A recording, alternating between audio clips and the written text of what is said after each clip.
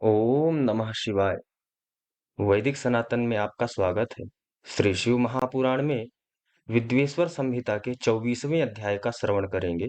इस अध्याय में भस्म महात्म्य के निरूपण के बारे में जानेंगे। सूत जी बोले, हे महर्षियों, भस्म संपूर्ण मंगलों को देने वाला तथा उत्तम है। इसके दो भेद बताए गए हैं। मैं उन भेदों का वर्णन करता हूँ, आप लोग सावधान होकर सुनिए। एक को महाभस्म जानना चाहिए और दूसरे को स्वल्प भस्म। महाभस्म के भी अनेक भेद हैं। वह तीन प्रकार का कहा गया है: स्रोत, स्मार्त और लौकिक। स्वल्प भस्म के भी बहुत से भेदों का वर्णन किया गया है।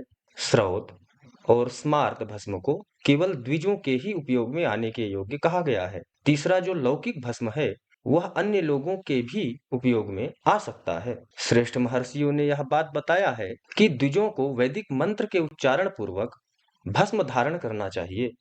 दूसरे लोगों के लिए बिना मंत्र के ही केवल धारण करने का विधान है। जले हुए गोबर से उत्पन्न होने वाला भस्म अग्नेय कहलाता है।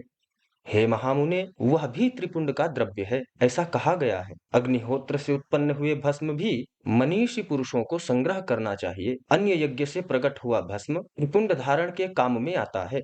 महर्षि जाबाली ने सभी वर्णों और आश्रमों के लिए मंत्र से या बिना मंत्र के आदर पूर्वक भस्म से त्रिपुंड लगाने की आवश्यकता बताई है। समस्त अंगों में सजल भस्म को मलना अथवा विभिन्न अंगों में तिरछा त्रिपुंड लगाना, इन कार्यों को मोक्षार्थी पुरुष प्रमाद से भी न छोड़े, ऐसा श्रुति का आदेश है।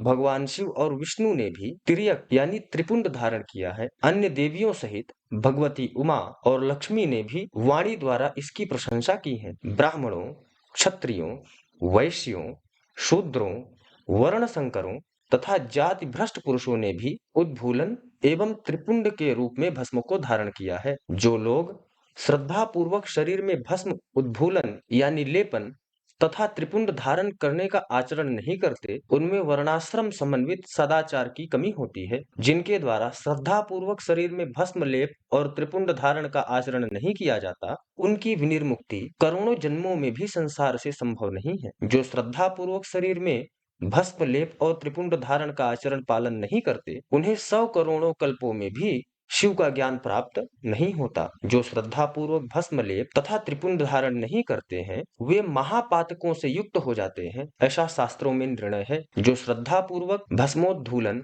और त्रिपुंड धारण नहीं करते हैं, उन लोगों का संपूर्ण आचरण विपरीत फल प्रदान करने वाला हो जाता है। हे मुनियों, जो महापातकों से युक्त और समस्त प्राणियों से द्वेष करने वाले हैं, वही त्रिपुंड धारण तथा भस्मोद्धूलन से अत्यधिक द्वेष करते हैं। जो आत्मज्ञानी मनुष्य शिवाग्नि अग्निहोत्र का कार्य करके भस्म का मात्र स्पर्श ही कर लेता है, वह समस्त पापों से मुक्त हो जाता है। जो मनुष्य तीनों संध्या काल में श्वेत भस्म के द्वारा त्रिपुंड धारण करता है, वह समस्त पापों से मुक्त होकर शिव सानिध्य का आनंद भोगता है। ब्रह्मा, विष्णु, रुद्र, मुनिगण और देवताओं के द्वारा भी भस्म धारण करने के महत्व का वर्णन किया जाना संभव नहीं है। जिसने अपने वर्ण तथा आश्रम धर्म से संबंधित आचार तथा क्रियाएं लुप्त कर दी हैं, यदि वह त्रिपुंड धारण करता है तो समस्त पापों से मुक्त हो जाता है। जो भस्म धारण करने वाले को त्याग कर धार्मिक कृत्य करते हैं, उनके करोड़ों जन्म लेकर भी संसार से मुक्ति प्राप्त नहीं होती। सभी वर्णों द्वारा भस्म धारण करने के इस उत्तम कार्य को नहीं छोड़ना चाहिए, सदा भस्म धारण करना चाहिए, ऐसा भगवान शिव का आदेश है।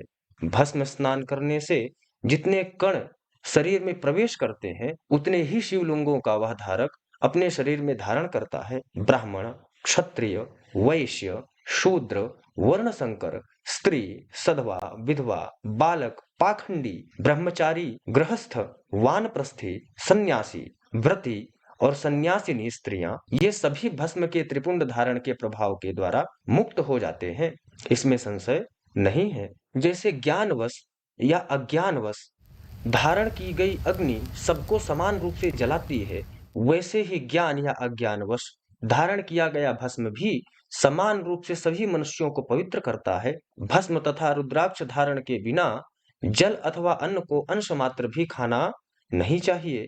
गृहस्थ, वानप्रस्थ, सन्यासी और वर्ण संकर व्यक्ति यदि भस्म एवं रुद्राक्ष को धारण किए बिना भोजन करता है तो वह मात्र पाप ही खाता है और नरक की ओर प्रस्थान करता है। ऐसे समय में उक्त वर्ण धर्मों का वह व्यक्ति गायत्री मंत्र के जप से तथा यति यानी सन्यासी मुख्य प्रणव मंत्र के जप से प्रायश्चित करके मुक्ति प्राप्त कर सकता है। जो त्रिपुंड की निंदा करते हैं वे साक्षात शिव की ही निंदा करते हैं।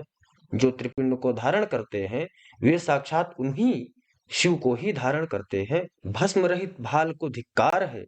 शिवालय शिव मंदिर रहित ग्राम को धिक्कार है। शिवार्चन से रहित जन्म को धिक्कार है और शिव ज्ञान रहित विद्या को धिक्कार है। जो लोग तीनों लोकों के आधार स्वरूप महेश्वर भगवान शिव की निंदा करते हैं और त्रिपुंड धारण करने वाले की निंदा करते हैं उनको तो देखने से ही पाप लगता है।